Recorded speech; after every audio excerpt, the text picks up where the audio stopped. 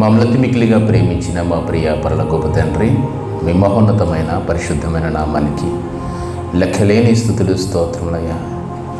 నీ ప్రేమ ద్వారా తండ్రి మరొక దినాన్ని మాకు అనుగ్రహించి నేను ఆరాధించుకున్నట్టుకు, స్తుతించుకున్నట్టుకు, నీ మనసులోని ఉద్దేశాలు గ్రహించుకున్నట్టుకు మాకు ఇచ్చినటువంటి శ్రేష్టమైన సమయాన్ని బట్టి మీకు స్తోత్రములయ్యా. కూడి వచ్చిన ప్రతి బిడ్డని దీవించండి. మీ విలువైన సంగతుల ద్వారా మా హృదయాల్ని తెరవండి తండ్రి. ఏ బిడ్డ అనాలోచితంగా లేకుండా చెబుతున్న ప్రతి మాటని అర్థం చేసుకునే శక్తిని, గ్రహింపును అనుగ్రహించండి అయ్యా. నాయనా, దినదినము తండ్రి మీ మూలోపదేశాలతో మా జీవితానికి ఏ అవసరమో తండ్రి ఆ విషయాలన్నీ లేవనెత్తుతూ తండ్రి ప్రతి హృదయం తండ్రి ప్రతి దినము కూడా ఆయుత్తపరుస్తున్నారు తండ్రి. మీకు స్తోత్రములు. ఈ దినాన మీరు మాతో మాట్లాడబోతున్న ప్రతి మాటని తండ్రి మీ మాటగా స్వీకరించే మనసును వింటున్న ప్రతి బిడ్డకి దయచేయండి అయ్యా. చెబుతున్న నాయందును మీరుండి సహాయం చేయండి. నన్ను పూర్తిగా మరుగు చేసి మీ సమయోచితమైన జ్ఞానంతో మీ బిడ్డలతో నేరుగా మీరే మాట్లాడమని, మహిమ పొందుకోమని యేసునామని ప్రార్థన అడిగి వేడుకొంచున్నాను తండ్రి. ఆమేన్.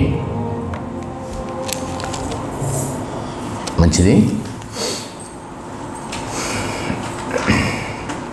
పరిశుద్ధ గ్రంథం నుంచి ఒక విలువైన సంగతి గురించి ఆలోచన చేద్దాం.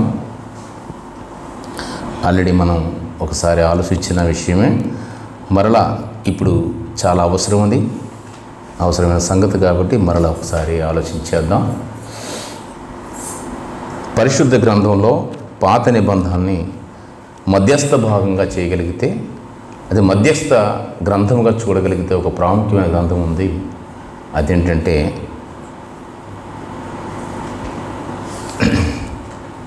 పద్య భాగాలు, అంటే కీర్తనలు. కీర్తన గ్రంథం అని చాలా మంది, అంటే పాత నిబంధనలు ఉన్న ప్రవక్తలందరూ కూడా, భక్తులందరూ పాడిన కీర్తనలు. సాధారణంగా మనం ఏమనుకుంటామంటే అది దావీదు గారి కీర్తన అంటాం, అవునా? దావీదు కీర్తన కేవలం దావీదు పాడిన పాటలు కాదండి, అవి చాలామంది భక్తులు పాడిన పాటలు. ఎన్ని ఉంటాయి అవి? 150. చాలామందికి కీర్తనలు ఎన్ని ఉంటాయి కూడా తెలియదు. చదివేస్తుంటారు, తీసేస్తుంటారు. 150 కీర్తనలు. దాన్ని 5 స్కంధాలుగా వివరిస్తారు భక్తుడు. 5 స్కంధాలు: ప్రథమ స్కందము, ద్వితీయ స్కందము, తృతీయ స్కందము, అలాగే 5వ స్కందం 5 స్కంధాలుగా విభాగించి 150 కీర్తనలని ఇంచుమించుగా భక్తులందరూ, ప్రముఖమైన ప్రవక్తలందరూ రచించినటువంటి, పాడినటువంటి కీర్తనలు. సాధారణంగా మనం పాటలు పాడుతూ ఉంటాం. ఈ పాటలన్నీ కూడా ఇప్పుడు సినిమా ట్రిక్స్తో, సినిమా లిరిక్స్ని ఆ ప్రాస యాస వచ్చేలాగా మనం పాటలు పాడుకుంటున్నాం. ఇప్పుడు అది సినిమా సాంగ్ తెలియట్లేదు, అలాగే దేవుడి పాట కూడా తెలియనటువంటి పాటలు ఈరోజు పాడుతున్నాం. ఆ టెంపో వచ్చేలా పాడుతూ ఉంటాం మనం, ఆ స్టైల్ వచ్చేలా. అలా మారిపోయింది ఇది ట్రెండ్. అది లేకపోతే మనం పాట పాడలేం, ఇష్టం ఉండదు మనకి, అవునా కదా? చెప్పండి. అది కావాలి, ఆ రిథం కావాలి, ఆ బిట్టు పడాలి. అక్కడ పడితే కానీ ఆగిపోతాం ఒకసారి పాట పాడుకున్నాం. మరి అదేంటో అర్థం కాదు. అసలు పాట పాడుతున్నాం అంటే హృదయంలోంచి, కడుపులోంచి రావాలి పాట. కడుపులో నుంచి, హృదయంలోంచి దేవుకుంటూ రావాలి. ఎందుకంటే అది పాట ఏదో మనల్ని చూపించుకోవడానికో, లేకపోతే ఆ పాట మనం ఫోకస్ చేయడానికో, లేకపోతే మన గొప్పతనం తెలియచేయడం కాదండి పాట పాడేది. నీ హృదయ వ్యాధులను బయటికి తెలియపరిచేటువంటి పాట, అది పాటకు అర్థం. ఒకనాటి భక్తులు పాడిన పాటలు అవి. అలా రిథం చూడలేదు, ప్రాస చూడలేదు, యాస చూడలేదు. హృదయంలో ఏది కనిపిస్తే, అనిపిస్తే అది పాడేవారండి. అది దేవుడు చూసేవాడు. మన పాటలు ఎవరు చూడాలి? అయ్యగారు చూడాలి, సంఘస్థులు చూడాలి. వాళ్ళ పాటలు వీళ్ళెవ్వరు చూడాల్సిన, దేవుడు చూస్తే చాలు అని పాడిన పాటలు అవి. దేవుని పిల్ల అలా పాడిన కీర్తనలు సంగ్రహించి కుదించి 150 కీర్తనలుగా రచించినటువంటి మధ్యస్థ పుస్తకం కీర్తన గ్రంథం. ఇదంతా ఎందుకు చెప్తున్నానంటే మీరు గమనించండి. చాలామంది ప్రవక్తలు పాడిన పాటలు అని చెప్పేసి అనుకున్నాం కదా. అందులో కొంతమంది సమూహముగా గుంపుగా పాడిన ఒక పాట, అంటే కొన్ని పాటలు, ఆ గుంపు గురించి మనం ఆలోచించాలి. ఎవరు అంటే వాళ్ళు కోరహు కుమారులు అని ఆ గుంపు, ఒక సమూహం కొన్ని పాటలు పాడారండి కీర్తన గ్రంథంలో. ఎన్ని పాటలు పాడారు ఐడియా ఉంటుందా? అసలు కీర్తనలో ఎన్ని కీర్తనలు ఉంటాయన్నదే మనకు సరిగ్గా తెలియదు. కాబట్టి ఇక వాళ్ళ గురించి అడిగితే ఇంకెక్కడ చెప్తాం, చెప్పలేం. సుమారుగా 10 కీర్తనలు పాడారండి వాళ్ళు. ఎన్ని కీర్తనలు? 10 కీర్తనలు. 42వ కీర్తన నుంచి 49వ కీర్తన వరకు. అలాగే 84, 85 కీర్తన నుంచి 10 కీర్తనలు వాళ్ళు పాడిన పాటలు. కోరహు కుమారులు రచించిన గీతము అంటారు. ఈ 10 కీర్తనలు మీరు ఇంటికి వెళ్ళి జాగ్రత్తగా మనసు పెట్టి చదవండి. అసలు వాళ్ళ ఉద్దేశం ఏమి ఉంటుందో అన్న విషయం మీకు ఇట్టే అర్థమైపోద్ది. ఒకసారి వాళ్ళ పాడిన పాట మనకి వింటే వాళ్ళ పాడిన కీర్తన మనం గ్రహించగలిగితే ఎందుకు పాడారో మనకు అర్థమవుతుంది. వాళ్ళ మనసులో వేదన ఏంటో, వాళ్ళ బాధ ఏంటో, వాళ్ళ తపన ఏంటో అన్న విషయం మనకు అర్థమవుతుంది. ఈరోజు పాట పాడుతున్నామంటే ఏం పాడాడో కూడా తెలియదు మనకి, ఏం వినిపించారో తెలియదు. మన పాటలు పాడుతుంటే అర్థం పడతలేదు. అందులో ఇంగ్లీష్ రిమిక్స్, లేకపోతే మరొకటి ఒక రకరకాల పాటలు. అంటే ఈ లోక వెస్ట్రన్ కల్చర్కి బాగా అలవాటైపోయి క్రైస్తవుల వినసొంపైన పాటలు కూడా, ఆత్మీయ సంబంధమైన గీతాలు కూడా ఈరోజు మారిపోయి ట్రెండ్ మారిపోయింది. ఇదేమైనా దేవుని చిత్తం, దేవుని స్తోత్రం. నిజంగా ఈ యొక్క కీర్తన మనం చూడగలిగితే వాళ్ళ యొక్క ఉద్దేశం, వాళ్ళ యొక్క సారాంశము, వాళ్ళ మనసులో ఉన్న వేదన ఒకసారి మనం గమనించగలిగితే ఏం మాట్లాడుతున్నారో ఒకసారి చూద్దామండి. 84వ కీర్తన మనం చూద్దాం. మొట్టమొదటిగా 84వ కీర్తనలో మొదటిగా ఎలా ప్రారంభించారో చూద్దాం. వాళ్ళు మొదటి కీర్తన 42వ కీర్తన అయినా సరే, కానీ 84వ కీర్తనలో వాళ్ళ ఉద్దేశాన్ని మరొకసారి బయలుపరుస్తున్నారు. చూడండి. సైన్యములకు అధిపతియగు యెహోవా, నీ నివాసములు ఎంత రమ్యములు, యెహోవా మందిర ఆవరణములను చూడవలనని నా ప్రాణము ఎంతో ఆశపడుచున్నది. ఎంతో అన్నాడంటే దెర్ ఇస్ నో లిమిట్స్. ఇంత అంటే ఇన్ని నాళ్ళు అయితే ఇన్ని దినాలు, ఇంత సమయం అనేది ఒక టైం ఉంటుంది, టైం పీరియడ్ ఉంటుంది, దాని కాల్కులేషన్ ఉంటుంది. అక్కడ నో లిమిట్ అనమాట. ఎంతో ఆశపడుతుందంటే అసలు ఎంత అన్నది వాళ్ళు చెప్పలేకపోతున్నారండి. వాళ్ళు నీ యెహోవా మందిర ఆవరణములను చూడాలని, ఆవరణను చూడాలనా, ఆయన నివాసమును చూడాలని ఎంతో ఆశపడుతున్నారట.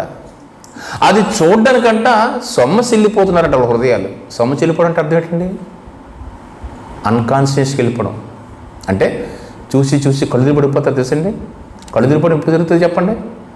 అలా ఒక్కసారిగా కంటిన్యూగా అదే దీక్షలు ఉండిపోయి ఏమి తిండి తిప్పలు నీళ్ళు ఏం తాగకుండా అలా పడిగాపులు కాసుకుంటూ కూర్చుంటారు చూడండి.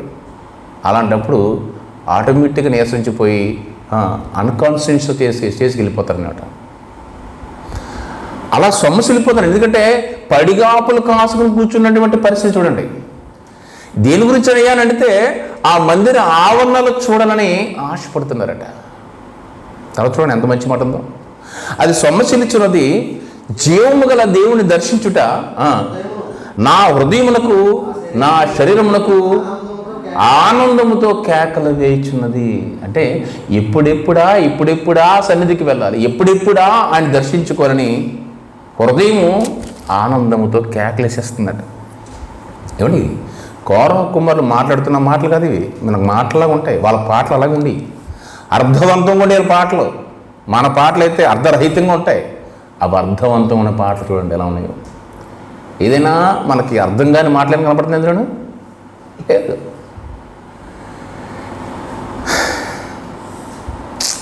ఎంత గొప్ప ఆశ చూడండి వాళ్ళకి. నీ సన్నిధి, నీ నివాసము, నీ ఆవరణములు అంటే ఏంటి? దేని గురించి మాట్లాడుతున్నాడు? ఆయన సన్నిధి అంటున్నాడు, ఆయన నివాసం అంటున్నాడు, ఆయన ఆవరణం అంటున్నాడు. అంటే ఎక్కడికి వెళ్ళాలని ఆశపడుతున్నాడు ఆయన? ఎక్కడ చెప్పండి? మందిరానికి. అప్పుడు యెహోవా అతని దేవుడు, తండ్రి అయిన దేవుడు ఎక్కడ ఉండేవాడట? ఎక్కడి నుంచి మాట్లాడేవాడు? మందిరం నుంచి మాట్లాడేవాడు. ఒకప్పుడు సాక్ష్యపు గుడారం, అదే ప్రత్యక్షపు గుడారం. ఆ తర్వాత సొలొమోను కట్టించినటువంటి సువర్ణపు దేవాలయం, ఆ దేవాలయం చే యాజకుల ద్వారా, సేవకుల ద్వారా మాట్లాడేవాడు. ఆ మాటలు విన్నటువంటి వాళ్ళు మరలా వచ్చి ఆవరణలో ఉన్నటువంటి వీళ్ళందరికీ కూడా ఆ మాటలు వినిపించేవారు దేవుని పిల్లలు. అవి చూడాలని, దర్శించుకోవాలని, అక్కడికి వెళ్ళి నివసించాలని వాళ్ళ హృదయం సొమ్మసిల్లిపోతుందండ. లేదంటే ఎప్పుడు వెళతామని పడిగాపులు కాసుకుంటూ ఇదిగో ఆనందంతో కేకలు వేసేస్తున్నట్టు ఎప్పుడు వెళ్దాం, ఎప్పుడు వెళ్ళాలి, ఎప్పుడు చూడాలి, ఎప్పుడు దర్శించుకోవాలని వాళ్ళ ఆశ ఎలా ఉంది చూడండి. ఇంకా మాట్లాడుతూ ప్రారంభ కీర్తనలో మాట్లాడుతున్నాడు 42 కీర్తనలో ఇంకేమంటారు చూడండి. మీరు నిజంగా మొత్తం 10 కీర్తనలు చూడండి, చదవండి, సారాంశం ఇదే ఉంటుంది. దుప్పెంట నీటి వాగుల కొరకు ఆశపడినట్లు దేవా నీ కొరకు నా ప్రాణము ఆశపడుచున్నది. నా ప్రాణము దేవుని కొరకు తృష్ణ కోరుచున్నది, జీవము గల దేవుని కొరకు తృష్ణ కోరుచున్నది. దేవుని సన్నిధికి నేను ఎప్పుడు వచ్చేది, వాని సన్నిధిని నేను ఎప్పుడు కనబడుతున్నా బాబోయ్ అంటారండి. బా ఏమి ఆశ అండి, ఏమి ఆశ. ఆ ఆశని ఒక వర్ణిస్తున్నాడు, ఒక దుప్పి ఒక లేడితో పోల్చుతున్నాడు చూడండి. దుప్పు నీటి వాగుల కోసం ఎందుకు ఆశ ఎదురు చూస్తుంది? పాపం అది నీళ్లు తాగడం కూడా నోచుకునేటువంటి ఒక జీవి అంటే చెప్పాలంటే. ఎందుకంటారా, అరణ్య ప్రాంతంలో అదే వన్యమృగాలలో ఏమండి ఈ యొక్క జీవుల్లో యానిమల్స్ అన్నింటిలో కూడా చాలా అందమైన జంతువు ఏదైనా ఉందంటే అది లేడే. అవునా? చాలా అందమైనది, చూడడానికి చాలా చక్కగా ఉంటుంది, చాలా అందమైనది. నిజంగా ఎంత అందమైనది అంటే మనం ఇష్టపడ్డమే కాదు, ఆ అడవి జంతువులన్నీ కూడా వీటిని ఇష్టపడతాయంట. ఎందుకని? తినడానికి. మనం ఏమాత్రం తీసుకోలేదు. ఆ లూరులోనో లేకపోతే ఆ 360లోనో లేడీ మాంసం పెట్టేసరికి పరులు పెడతాం. మనం కూడా మసాలా నూరేస్తాం. దేనికి? లేడీని చూడగానే. పాపం దాన్ని చూడగానే అలా చూస్తూ ఉంటాం. మనం చూసి చూపది, ఆఖరికి ఆ జంతువులు కూడా చూసేది అదే చూపు. ఎక్కడికి వస్తుంది?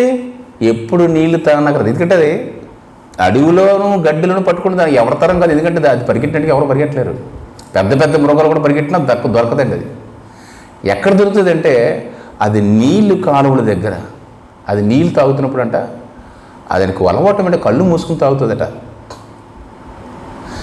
అలా తాగుతున్నప్పుడు అక్కడ పడిగాపులు కాస్తాయంటే జంతువులని టకేలం పడదామని చెప్పేసి పాపం నీళ్లు తాగడానికి కూడా అటు ఇటు ఎంతో చూసుకుంటూ చాలా భయంతో ఎదుగుతూ ఉంటుందంట ఆ నీళ్ళు తాగడానికి. అది ఎలాగైతే తృష్ణ కోరుచున్నదో తన ప్రాణాపాయం ఉన్నదనే సంగతి కూడా తెలిసింది కూడా. ఎంత ప్రాణాన్ని తెగించి ఆ నీటి కోసం ఎప్పుడు దొరుకుతుందో ఆ సమయం అని చెప్పి ఎలా ఎదురు చూస్తుందో. నిజంగా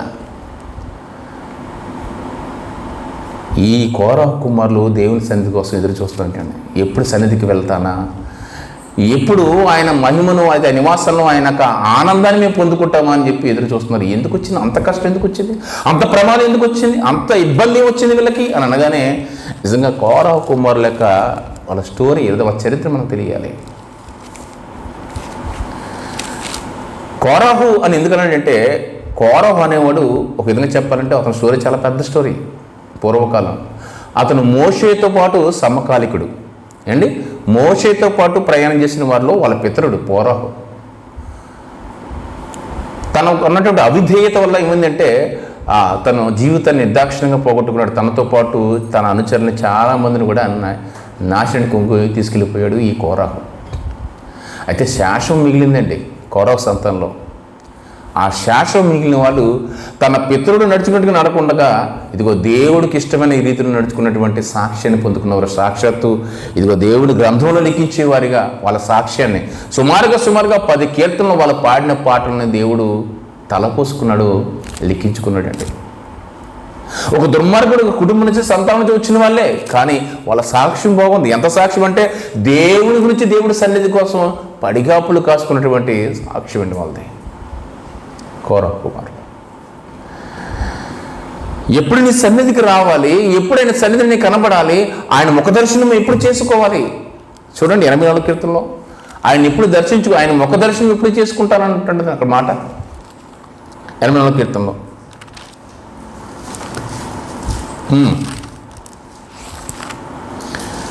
84 మళ్ళీ వద్దాం ఒకసారి. సైన్యములకు అధిపతికి యెహోవా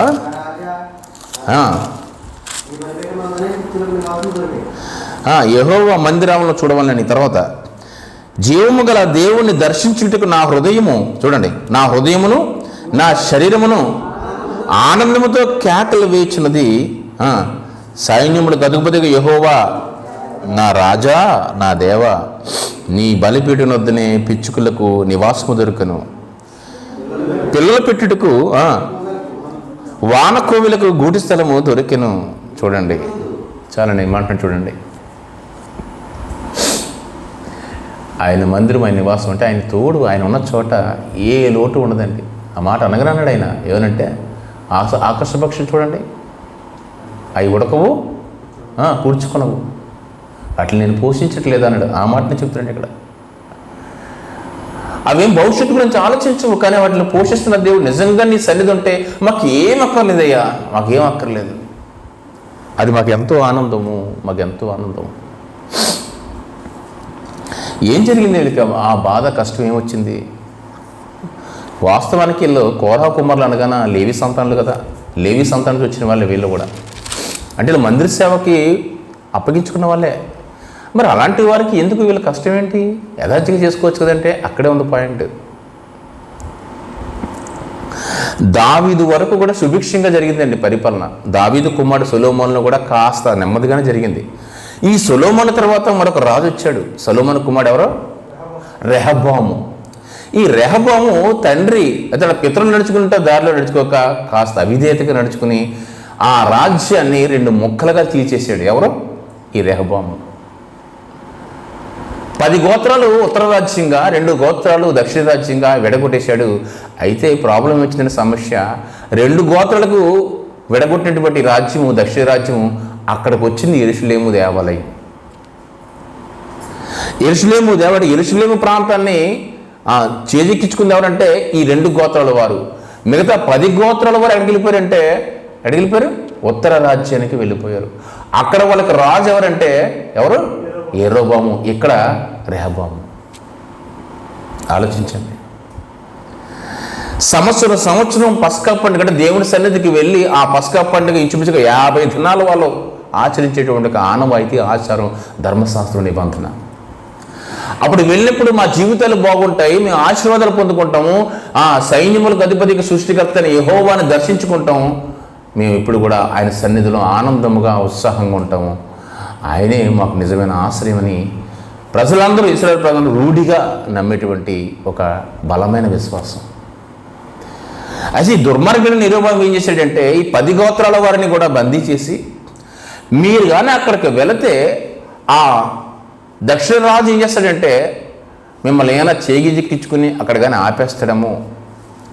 ఆ తర్వాత నా రాజ్య ఉనికి అంతా కూడా మారిపోద్దాము, లేకపోతే నేను పోగొట్టుకుంటానన్న ఉద్దేశంతో మీరు యెరూషలేము వరకు వెళ్ళక్కర్వద్దు, ఆ దేవాలయం నేను ఇక్కడ కూడా కట్టేస్తాను, దేవుడు నాకు కూడా ఇక్కడ దేవాలయం చూపించాడు అని 2 దూడలని విగ్రహాలు చేసి అక్కడ యెరూషలేము మందిరాన్ని తలపించేటువంటి మందిరాన్ని బేతేలులో కట్టేసేటండి.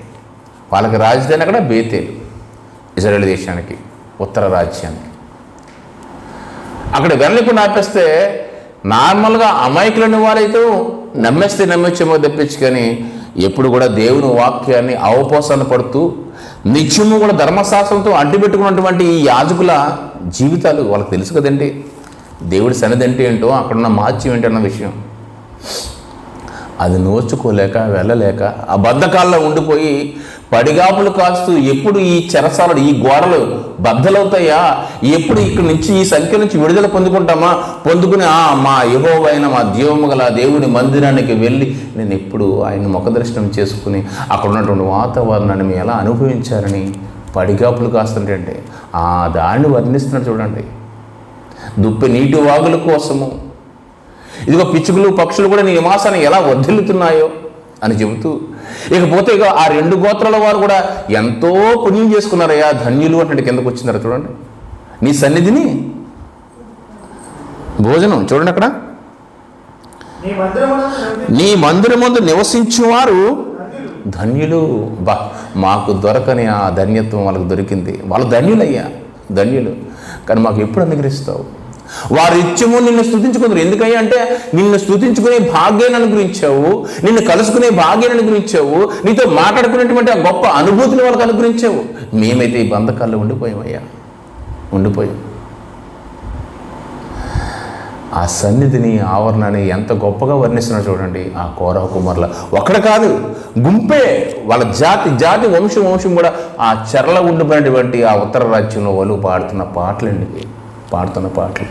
దేవుడు విన్నాడు, విని నచ్చి మెచ్చి లిఖించుకున్న పాటలు ఈరోజు పాటలుగా మనం పాడుకుంటున్నాం. దేవుని పిల్లరా, ఇంకా ఎంత మంచిగా మాట్లాడతాడంటే, అసలు ఆ ఆవరణ మాకు దొరకట్లేదు కానీ, ఆ సన్నిధి మాకు దొరకట్లేదు కానీ, అది ఎంత గొప్పదంటే చూడండి. ఎందుకు వచ్చి అంటాడు, నీ ఆవరణంలోనంట ఒక్క దినము గురించి మాట చూడండి. ఒక్క దినము గురించి, నీ ఆవరణములో ఒక దినము గడుపుట 1000 దినముల కంటే శ్రేష్టము.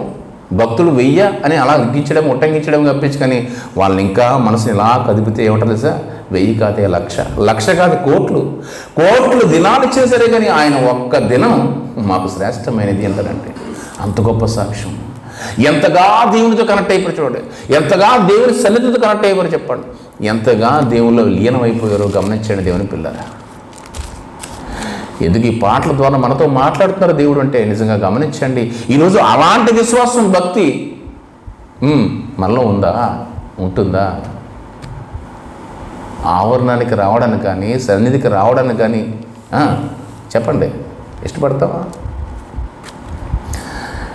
ఏదైనా చిన్న సమస్య వచ్చిందంటే, ఏదైనా చిన్న అవసరం వచ్చిందంటే ఫస్ట్ కొట్టేసేది అంటే ఆవరణమే, అవునా? సన్నిధే. ఉద్యోగాల్లోనూ, పిల్లల్లోనూ, కుటుంబాల్లోనూ, అక్కాతమ్ములు, అన్నదమ్ములు, చుట్టాల పట్టాలు ఫస్ట్ టిక్ పెట్టేసి దేనికి? ఆవరణానికి. గమనించండి సన్నిధి ఎంత గొప్పదో మీరు గమనించండి. వీళ్ళ పాడుతున్న పాటలో ఎంతలా వర్ణిస్తున్నారు చూడండి. అది విడవలేము.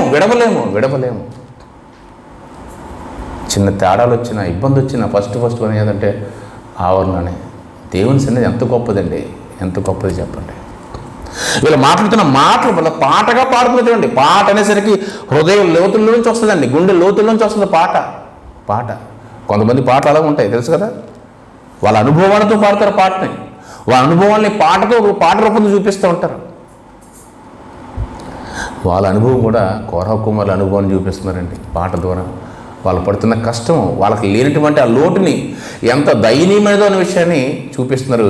ఇంకా అర్థంగా ఇంకా ఎక్కడికి వెళ్ళిపోతూ నాకు మందిరం అవసరం లేదు, కానీ మీ ఆవరణలో ద్వారపు కమ్ముల దగ్గర చోటు ఇచ్చాలి నైనా చాలు, మా లైఫ్ కదా చాలు అన్నారు చూడండి. భక్తిహీనుల గుడారంలో నివసించుట కంటే నా దేవుని మందిరపు ద్వారం వద్ద నాకు ఉండుట నాకెంతో ఇష్టము. ద్వారం ఇస్తే చాలు, ఎందుకంటే ద్వారం దగ్గర ఏముంటుందంటే చాలు. ఏం జరుగుతుంది? అసలు దేవుని సన్నిధిని కానీ, దేవుని ముఖదర్శనం కానీ, ఆయన నేను దర్శించుకోవడానికి కానీ ఎందుకు ఇష్టపడుతున్నాడు చెప్పండి? దేవుడు ఏమైనా నేరుగా మాట్లాడుతున్నా వాళ్ళతోటి?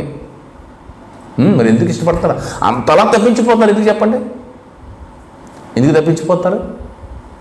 ఏం జరుగుతుంది దేవుని సన్నిధిలో? ఏంటి? దేవుని మాటలు.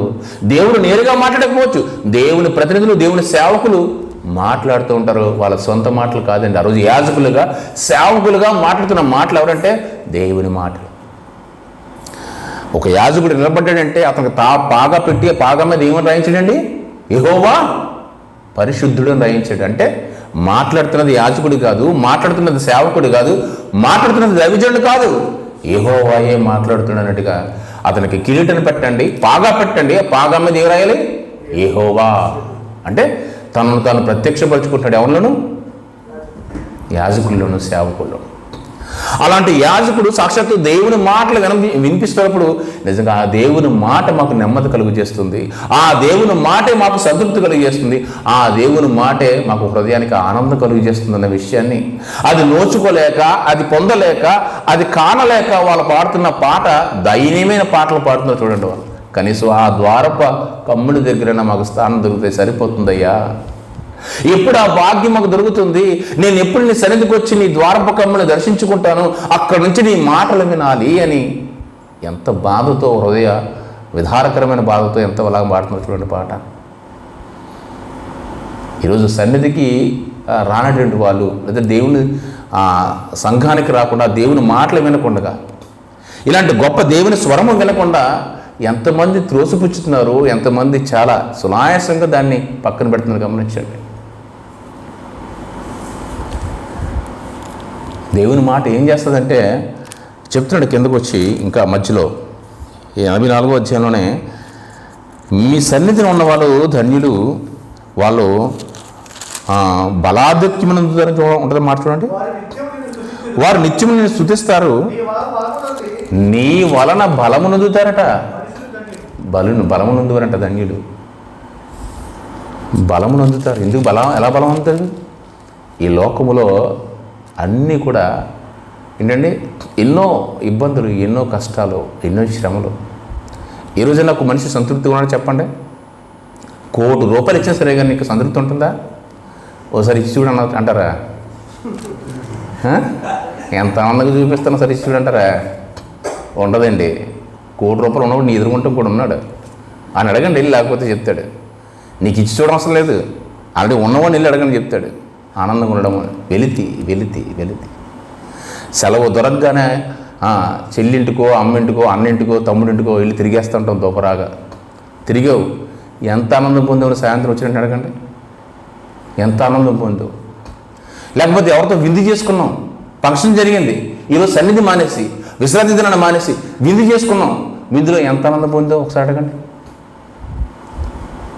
తిరిగి వచ్చిన తర్వాత వాళ్ళని అడగండి, హృదయాన్ని ఇలా కదపండి. ఏదో వెళితే ఇంకా ఏదో మనసుకి నెమ్మది లేదు, సంతృప్తి ఉండదండి. ఈ లోకంలో మనిషికి సంతృప్తి అనేది ఉండదు. స్నేహితులతో గడిపాను, విందులతో గడిపాను, మా ఫ్రెండ్స్తో గడిపాను, బంధువులతో గడిపాను, ఈ దినానంతా విశ్రాంతి దినం అంతా చక్కగా ఎంజాయ్ చేసినండి. ఎంత ఎంజాయ్ చేసినా మళ్ళీ ఒకసారి అడిగితే ఆ ఎంజాయ్లో ఏదో వెళితే మీకు తెలియదు. ఫంక్షన్ జరుగుతున్నప్పుడే గొడవ జరుగుతుంది తెలుసు మీకు. బాగా మంచి ఫంక్షన్ మంది విన్ చేసుకుంటారు, ఆ రోజు సాయంత్రం అయ్యేసరికి మధ్యాహ్నం అలా నెమ్మదిగా వచ్చే భోజనాలు చేసే టైంకి పెద్ద గొడవలు, అవునా? తలకాయలు పగిలిపోయిన గొడవలు జరుగుతాయి. ఏమవుద్ది? నీ విందులు ఏమవుతాయంటే చివరికి నీలో అసహనాన్ని వ్యక్తం చేస్తాయి, నీలో గొడవలు సృష్టిస్తాయి.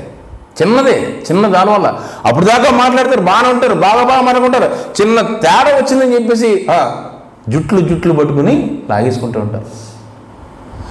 సన్నిధి మానేసావు, దేవుడి సన్నిధికి మానేసావు, దేవుని ఆవరణలో తొక్కడం మానేసావు. ఇల్లు నువ్వేమి నెమ్మది పొందుకున్నావు అంటే ఏమీ లేదు, సున్నా. నెమ్మది లేదండి లోకం, నెమ్మది ఉండదు. అది అనుభవించిన అనుభవంతో మాట్లాడుతున్నారు ఎవరండి? కోరహ కుమారులు. ఈ ఆవరణలో గడిపితే ఎంత తృప్తి, ఎంత సంతోషం. అలాంటి భాగ్యాన్ని పొందుకున్న వాళ్ళు నిజంగా ధన్యులయ్యా, ధన్యులు అంటారండి. అది మాకు ఎప్పుడు దొరుకుతుంది? ఎలాగ ధన్యత వస్తుందంటే నీ మాట ద్వారానే. ఎందుకంటే నెమ్మది లేని, సంతృప్తి లేని, సమాధానం లేనటువంటి ఈ లోకంలో మేము ఎక్కడెక్కడో తిరుగుతాము, ఎక్కడెక్కడో చేస్తాము, ఎక్కడ దొరకని నెమ్మది దేవుని మందిరంలో నెమ్మది దొరుకుతుంది. ఇది ఖచ్చితంగా చెప్పండి, అవునా? దొరుకుతుంది. చూడండి ఒకసారి, నిజంగా యథార్థంగా నువ్వు దేవుని సన్నిధిలోకి వచ్చి దేవుని మాటలు విని బయటికి వెళ్ళండి, హృదయం తేలికగా, సంతృప్తిగా ఎంత హాయిగా ఉంటుందంటే అది అనుభవించడానికి అర్థం. ఆ అనుభవంతో మాట్లాడుతున్న కోరహ కుమారుల మాటలు వాళ్ళు అనుభవించాలని మాట్లాడుతున్నారు. దేవుని మాట నిజముగా మనల్ని నెమ్మదిపరుస్తుంది. ఎన్నో ఇబ్బందులు, ఎన్నో నిరాశలు, ఎన్నో ఉపద్రవాలు, ఎన్నో కష్టాల్లోంచి కూడా ఆ దేవుని సన్నిధిలో ఆ దైవజనుడు కాసాగుతూ దేవుడే మాట్లాడుతున్న ఆ మాటలు వింటున్నప్పుడు అబ్బా, హృదయ ప్రశాంతత, నెమ్మది. నీ తోటి స్నేహితుడు కానీ, నీ బంధువు కానీ, నిన్ను ఆశ్రయించేవాడు కానీ ఎవరైనా సరే నీ నెమ్మది కలిగి చేస్తారంటే నెమ్మది ఇంకా రెచ్చగొడతారు, నిన్ను రెచ్చగొడతారు. చూడండి మాట, ఇదే మాటని సమాంతరంగా రాస్తున్నాడు ఎవరంటే పౌలు గారు హెబ్రీ రాసిన పత్రికలో 10వ అధ్యాయం కోరహ కుమారులను ఉద్దేశించుకునే అందులో ఉన్నటువంటి ఆ గొప్పతనాన్ని, అందులో ఉన్నటువంటి మాధుర్యాన్ని, దేవుని ఆవరణంలో కానీ దేవుని సన్నిధిలో ఉన్నటువంటి ఆ సంతృప్తి గురించి మాట్లాడుతున్నాడు. దాన్ని పోగొట్టుకోకండి. దేవుని పిల్లరా, కొందరు పోగొట్టుకుంటున్నారేమో, కొందరు తృణీకరిస్తున్నారేమో, కొందరు మానుకున్నట్టుగా సమాజముగా సంఘముగా దేవుని సంఘము దేవుని మందిరాన్ని కూడుట మానక ఒకరినొకరు హెచ్చరిక చేసుకోండి.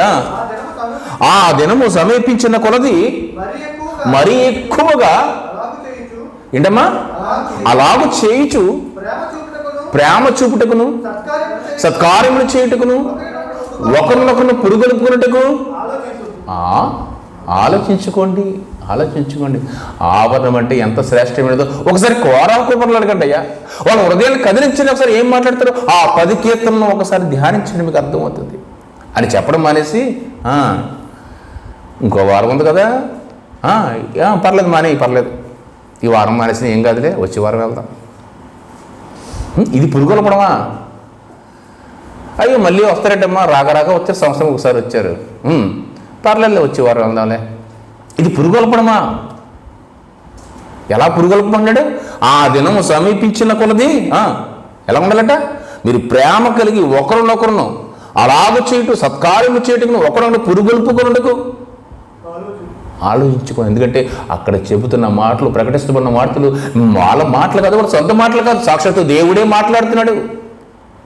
దేవుడు మాట్లాడితే మనం స్వస్థత పొందుతాం, దేవుడు మాట్లాడితే మనం ఆరోగ్యవంతులు అవుతాం, దేవుడు మాట్లాడితే మన నెమ్మది కలుగుతుందండి. ఇంకో విషయం తెలుసా?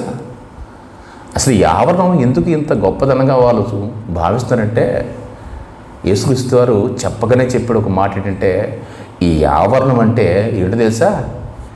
ఇది వైద్యశాల. ఏంటండి ఇది? It's hospital. అవునా కదా? హాస్పిటల్నే కదా? పేషెంట్ లేదంటారా? మనమే. It's a hospital. He's a doctor. ఎవరు? యేసుక్రీస్తు ప్రభు. ఎందుకంటే రోగుల స్వస్థపరచడానికి వచ్చాను తప్పించి కానీ ఆరోగ్యవంతుల గురించి నేను రాలేదు. నేను రోగులకు మంచి వైద్యుడను. He's a doctor. ఈ ఆవరణం ఇట్స్ ఎ హాస్పిటల్. అబ్బా, అంటే హాస్పిటల్ ఏం జరుగుతుంది? రోగాలకి స్వస్థత కలుగుతుంది. ఎలాంటి రోగమైనా సరే కానీ ఏమవుతుందంటే నయం అవుతుంది. నాకు జరిగిన ఒక ఇన్సిడెంట్, ప్రజెంట్ మా నాన్నగారు అయితే లేరు, సంవత్సరం అంటే లేకముందు ఒక సంవత్సరంన్నర ముందు చాలా విపరీతమైన ఆయనకి హార్ట్ ప్రాబ్లం, విపరీతమైన ఆయాసం వచ్చేస్తూ కంగారు పడిపోతున్నారు. అప్పుడు ఆ టైంలో ఇంటి దగ్గర ఉన్నాను నేను. హోటాహోటిన అతను తీసుకున్న ట్రీట్మెంట్కి బయలుదేరి తీసుకువెళ్తున్నప్పుడు ఆ కార్ని అది ఏర్పాటు చేస్తున్నప్పుడు చుట్టుపక్కల వస్తారు కదా, వచ్చినప్పుడు కార్లు ఏర్పాట్లు దానికి సంబంధించిన అన్ని సామాగ్రిలు అందుకున్నటువంటి ఆ మందులని తీసుకుంటున్నాం. ఈ లోపల అక్కడక్కడ పక్కన పడతాం, లాభం లేదు అయిపోతాడు అని ఒకడు, అబ్బే సుఖం లేదండి అని ఒకడు. ఈ మాటలో ఏమంటారు చూడండి, ఈ లోకము మనిషిని ఏం చేస్తారు? 10 రోజుల్లో చనిపోయేవాడిని ఆ రోజే టకేను చంపేస్తారు వీళ్ళు, తెలుసండి. అబ్బే లాభం లేదురా. ఈ మాటలు నేను పెట్టినాను, నా వరకు అయితే పర్లేదు, ఆ పేషెంట్ ఎవరికి వెళ్తూనే ఉంటుంది, వెళ్ళి కూడా దారిలోనే ప్రాణం వదిలేస్తాడు. అయినా సరే తెగించి తీసుకెళ్ళి హాస్పిటల్ తీసుకుంటే ఒక రెఫరెన్స్ తీసుకున్నాం. ఎవరో ఒక డాక్టర్ ఉన్నాడంట, ఆ డాక్టర్ పర్సనల్గా కలిస్తే దీనికి తగ్గ ట్రీట్మెంట్ ఆయన ఇస్తాడని చెప్పేసి అన్నారు. తీరా అక్కడికి వెళ్ళేసరికి ఆయన ఆల్రెడీ మార్నింగ్ డ్యూటీ చేసి ఇంక సాయంత్రం వస్తాడట, ఈవినింగ్ వస్తాడట. మేము హోటల్ తీసుకెళ్ళిపోయి తిరుగుతున్నాం. ఎమర్జెన్సీలో ఎమర్జెన్సీ ట్రీట్మెంట్ ఇచ్చారు, ఫస్ట్ ఎయిడ్ ఇచ్చి అన్నీ చేస్తున్నారు. కానీ ఆవేశం తగ్గట్లేదు, ఎక్కువైపోతుంది. వాళ్ళు కూడా అంటున్నారు ఇక చాలా ఖర్చు అయిపోద్దండి, ఎందుకులేండి ఇంకా తీసుకెళ్ళిపోండి వెనక్కి అన్నట్టుగా మాట్లాడుతున్నారు వాళ్ళు ఎమర్జెన్సీ ట్రీట్మెంట్లో. ఇకపోతే లేదండి పలానా డాక్టర్ గారు మాకు చెప్పారు, ఆయన వస్తారు, ఆయన తీసుకురమ్మని కూడా మాకు ఫోన్లో మాట్లాడడం వస్తానన్నారు, వెయిట్ చేయండి. అంతవరకు ఇతను తట్టుకోలేకపోతాడు కదా, అయినా లాభం లేదండి, అన్ని పర్సు కూడా పడిపోయి అని చెప్పేసి వాళ్ళు చెప్తుంటే ఇంక వాళ్ళ నిరాశే. ఆయన ఏం చేస్తున్నాడంటే ఇక్కడ ఉండలేక తీసుకెళ్ళిపోండి, అయితే అయ్యింది పోతే పోయింది, ఏదో అయిపోతాను ఇంటికి తీసుకెళ్ళిపోయినాను, ఇక్కడ ఉన్నానేమో ఆయన కంగారు పెడేస్తున్నాడు. ఇలా కంగారు పడుతూ మరలా వెనక్కి వెళ్ళిపోయి, ఎందుకని మనిషి ఎన్నోసార్లు ఫోన్ కొట్టాం. ఆ తర్వాత మరలా ఆయన మాకు ఫోన్ చేసి నేను ఒక 10 నిమిషాల్లో మరలా వస్తాను, మీరు అక్కడికి వెళ్ళండి అని చెప్పేసి మాకు ఫోన్ చేశారు. వెళ్ళాం, తిరిగి వెళ్ళాం.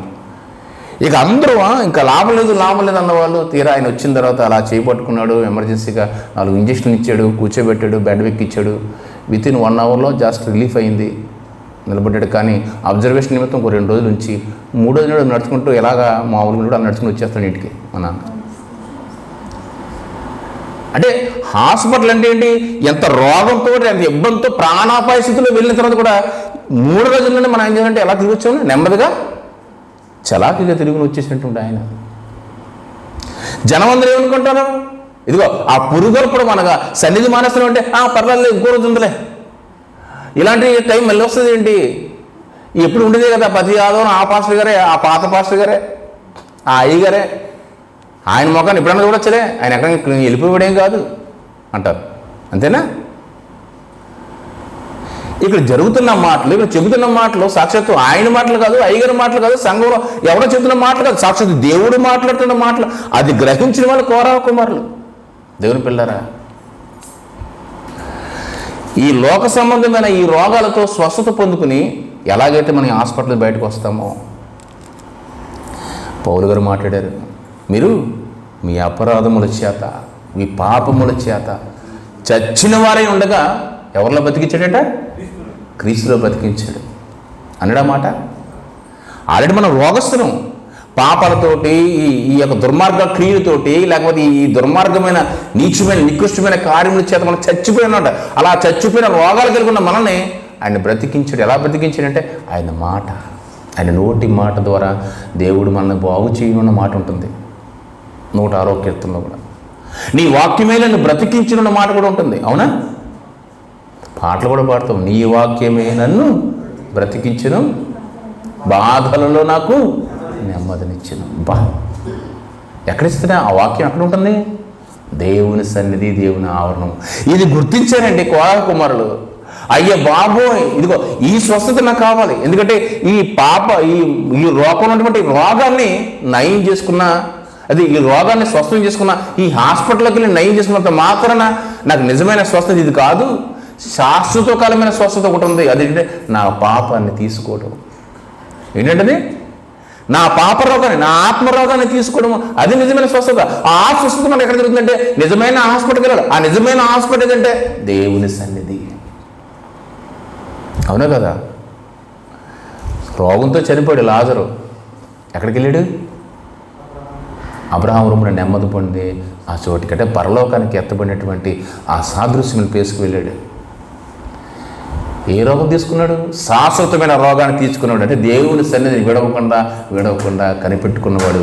ఇదిగో కోరవ కుమారు ఎలాంటి తృష్ణ కలిగి ఉన్నారో, కోరవ కుమారు ఎలాంటి పడిగాపులు కాసు కూర్చున్నారో అలాంటి ఆవరణాన్ని వెతికినవాడు ఈ యొక్క లాజరు. ఈ లోక సంబంధమైన ఈ అనారోగ్యాలతో చనిపోయినా పర్వాలేదు, కానీ దీని స్వస్థత పొందకపోయినా పర్లేదు, కానీ దీనికన్నా మించినట్టు హాస్పిటల్, దీనికన్నా మించినటువంటి సన్నిధి దైవ సన్నిధి.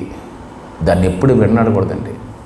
అందుకే దాని విశిష్టత తెలిసిన వారిగా మాట్లాడుతున్నారు. ఏంటంటే ఇదిగో నీ ఆవరణలో కొన్ని వేల దినాలు గడిపుట, ఒక్క దినం గడుపుట కొన్ని వేల దినాలు, 1,00,000 దినాలు గడుపు కంటే శ్రేష్టమయ్యా. వాళ్ళకి అర్థమైందండి ఆయన సన్నిధి ఏంటన్నది. ఈరోజు మనకి ఏం అర్థమవుతుంది చెప్పండి? ఏ చిన్న ఇబ్బంది వచ్చినా, ఈయన కష్టం వచ్చినా, ఏది విపత్తు వచ్చినా, ఏదో చింతపండు పీసుకి చింతపెక్కి గింజను ఎలా ఇసిరి పారేసినట్టుగా ఫస్ట్ మనం ఏం చేస్తాం? దేవుని సన్నిధిని తృణీకరించేస్తాం. అది ఎలాంటి పనైనా, అది ఉద్యోగం అవ్వు, నీ పిల్లలు అవ్వు, నీ బంధువులు అవ్వు, నీ ఆపద నీ కష్టం అవ్వు, ఏదైనా సెకండ్ మొట్టమొదటి ప్రయారిటీ దేవుని సన్నిధిని విడనాడకూడదు. వాళ్ళ విశ్రాంతి దినం వస్తుందంటే ఆ దినాన దేవుని సన్నిధిలో వాళ్ళు చూసినటువంటి, వాళ్ళకి దక్కలేకపోయినా సరే కానీ వాళ్ళ పితరుల ద్వారా పొందుకున్నటువంటి అనుభూతులన్నీ కూడా వాళ్ళు చదివారు, ఆ సాక్ష్యాన్ని అనుభవించారు. కాబట్టి ఇదిగో ఎంత గొప్ప భాగ్యమో అని భావించి దానికోసం పడిగాపులు కాస్తున్నారు. ఈరోజు ఎంతమందికి ఉంది చెప్పండి నా సాక్ష్యం? ఎంతమంది చెప్పగలరు గుండెల మీద చేసుకుని? నేను సన్నిధిని పోగొట్టుకోకుండా యథార్థంగా ధైర్యంగా నేను ప్రతి వారం కూడా ఆయన సన్నిధిలో క్రమం తప్పకుండా ఉండగలని ఎలా చెప్పగలరు చెప్పండి? ఎవరైనా చెప్పగలరు సాక్ష్యాన్ని? నెమ్మది కలుగుతుందండి, సంతృప్తి కలుగుతుంది. నిజంగా దేవుని సన్నిధిలో నిజంగా ఆ అనుభవాన్ని అనుభవిస్తే నిజంగా మీకు అర్థమవుతుంది. అంత నెమ్మది, అంత సంతృప్తి ఇంకెక్కడ దొరకదు, ఎక్కడ దొరకదు. అది పొందుకున్న భక్తులు కూడా మాట్లాడుతున్న మాటలు అవి. నీ సన్నిధిన నివసించేవారు ధన్యులు, ధన్యులు. చదవనమ్మ తర్వాత అది 24 కీర్తనలు. నీ సన్నిధిన నివసించేవారు ధన్యులు. నీ మందిరము నివసించేవారు ధన్యులు, వారు నిత్యము నిన్ను స్తుతించెదరు. నీ వలన వాళ్ళ బలము నొందు మనుషులు ధన్యులు, ధన్యులు. నీ వలన బలం నొందు మనుషులు ధన్యులు. బలహీనంగా వెళ్తాం, అనారోగ్యంతో వెళ్తాం, అసలు మనం ఎందుకు పని చేయమని వెళ్తాం, ఇక మనం జీవితం ఇక్కడితో ఆగిపోతుందని వెళ్తాం హాస్పిటల్కి. కానీ 2 రోజులనే మన చెంగుని ఎలా వస్తామో. నిజంగా ఈ కొద్ది కాలం ఆయుష్కాల 60-70 సంవత్సరాల స్వస్థత కాదండి. ఈ లోక సంబంధమైన ఆసుపత్రులు కాదు, ఈ లోక సంబంధమైన వైద్యం కాదు, వైద్యుడు కాదు. నిజమైన వైద్యుడు ఆయన దేవుడు. ఆయన సన్నిధిన వైద్యం దేవుని వాక్యం. ఆ వాక్యం ఇచ్చి మనకు వైద్యం చేస్తున్నాడు. ఆ వాక్యాన్ని మనం ఎప్పుడు పోగొట్టుకోకుండా, ఇదిగో కొందరు మానుకున్నట్టుగా, కొందరు పోగొట్టుకున్నట్టుగా మీరు అలాంటి పనులు చేయకండి అయ్యా, చేయకండి అమ్మా. అక్కడ సాక్షాత్తు దేవుడు మాట్లాడుతున్నాడు. అది ఎంత గొప్ప భాగ్యమో ఇది గమనించండి. అది మాకు దక్కలేదు, దక్కిన వారు మీరు ధన్యులు. ఆ సన్నిధికి నేను ఎప్పుడు వస్తానయ్యా అని పడిగప్పులు కాస్తున్నారు.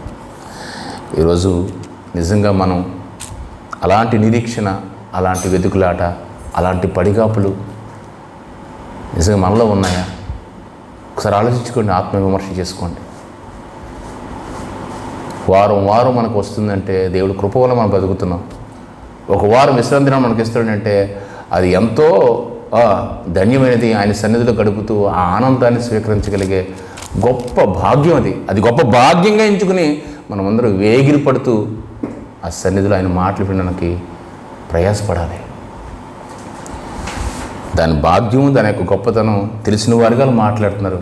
ఈరోజు మనలో ఎంతమందికి ఇది అర్థమైందనేది ఒక్కసారి మనం పరిశీలన చేసుకుంటూ నిజంగా ఆ సన్నిధిని విడవకుండా ఆ సన్నిధిలో ఈ యొక్క మాటలు వింటూ మన జీవితాల్లో ఇంకా దైనందినటువంటి గొప్ప సాక్ష్యాన్ని పొందుకునే బిడ్డలుగా ఉండాలని కోరుకుంటూ నా మాటలు ముగిస్తున్నాను.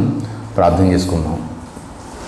మహిమల తండ్రి, కృప కలిగిన దేవ, విలువైన నీ కృపను బట్టి నాయన, అవును తండ్రి, నీ సన్నిధి ఎంత గొప్పదో, ఎంత భాగ్యమైనదో, అది కొన్ని వేల లక్షల దినాల కన్నా సరే ఎంతో శ్రేష్టమైనదైన అనే విషయాన్ని నీ కుమారులు ఆ రోజు అనుభవపూర్వకంగా తెలియజేసిన ప్రభా, ఈరోజు నీ బిడ్డలుగా తండ్రి మేము ఎంతలా త్రోసిపుచ్చుతున్నామంటే చాలా చిన్ని కారణాలకే తండ్రి మేము నిర్లక్ష్యం పెట్టేది నీ సన్నిధిని నాయన. చిన్ని ప్రమాదాలకు, చిన్న విపత్తులకే తండ్రి మొట్టమొదటిగా మేము నిర్లక్ష్యం పెట్టేది ఈ సన్నిధి తండ్రి. కానీ అది లేకపోతే మేము ఎంత దౌర్భాగ్యమైన జీవితాన్ని జీవిస్తామో, మాకు నెమ్మదిలేనటువంటి కుదురులేని జీవితాన్ని మేము జీవిస్తుంటామో అనే విషయాన్ని ఈరోజు మాకు క్రైస్తవులుగా నీ బిడ్డలుగా మాకు అర్థం కాలేదయ్యా. అందునిమిత్తమే కోరా కుమారులు నిలబెట్టి ఈ పాటతో మాతో మాట్లాడారు ప్రభువా, మీకు స్తోత్రము. నా దేవా, పోగొట్టుకోము తండ్రి, పోగొట్టుకోమయ్యా. నీ మాట మాకు నెమ్మది కలిగజేస్తుంది, నీ మాట నాకు సంతృప్తినిస్తుంది. నీ మాటలోని మేము పరిపూర్ణమైన నీ యొక్క ఆనందాన్ని పొందుకుంటామన్న విషయాన్ని చాలా స్పష్టంగా తెలియజేసి మాతో మాట్లాడిన దేవా, మీకు స్తోత్రములు. విన్న మాటల ప్రకారం ప్రతిపెట్టిన అట్టి మనసును, అట్టి ధన్యతను అనుగ్రహించండి తండ్రి. రానటువంటి వారి బిడ్డలు కూడా ఈ మాటలు తెలియజేసి నీ సన్నిధికి మానుకుంటం కాక దొరికిన అవకాశాన్ని భాగ్యంగా ఎంచుకుంటూ అది శ్రేష్టమైన దానిగా దాన్ని ఆరాధించుకుంటూ నీ మాటలు విని నీ సాక్షులుగా నిలబెట్టుకునే ధన్యతను విన్న ప్రతి బిడ్డకి అనుగ్రహించమని యేసు నామాన్ని ప్రార్థన అడిగి వేడుకొస్తున్నాను తండ్రి. ఆమేన్. అందరికీ వందనాలు.